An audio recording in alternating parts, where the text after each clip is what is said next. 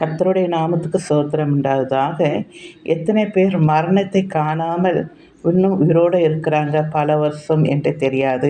ஏனென்றால் இயேசு கிறிஸ்து அவர் ஊழியம் செய்து கொண்டு இருக்கும்போது ஒரு இடத்துல சொல்லுவார். மார்க் 9ஆம் அதிகாரத்தில் 1ஆம் வசனத்தில் நீங்கள் வாசித்து பார்த்தீங்கன்னா, அன்றியும் அவர் அவர்களை நோக்கி, இங்கே நிற்கிறவர்களில் சிலர் தேவனுடைய ராஜ்யம் பலத்தோடு வருவதை காணுமுன் மரணத்தை ருசிப்பதில்லை என்று மெய்யாகவே உங்களுக்கு சொல்லுகிறேன் என்றார்.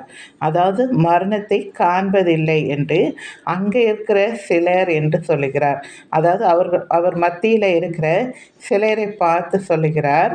நீங்கள் மறுபடியும் வாசிக்கிறேன். அன்றியும் அவர் அவர்களை நோக்கி, இங்கே நிற்கிறவர்களில் சிலர் தேவனுடைய ராஜ்யம் பலத்தோடு வருவதை காணுமுன் மரணத்தை ருசிப்பதில்லை என்று மெய்யாகவே உங்களுக்கு சொல்லுகிறேன் என்றார். அப்போது எத்தனை நீதிமான்கள், எத்தனை தேவனுடைய பிள்ளைகள் அவருடைய வருகைக்காக காத்திருக்காங்க என்று தெரியாது இல்லையா? எத்தனையோ ஊழியக்காரங்க சொல்லுவாங்க, நான் இந்த மாதிரி மலையில் இப்படி ஒரு வயசானவரை பார்த்தேன், அவருக்கு 3000 வருஷம் என்று சொல்லுகிறார்கள்.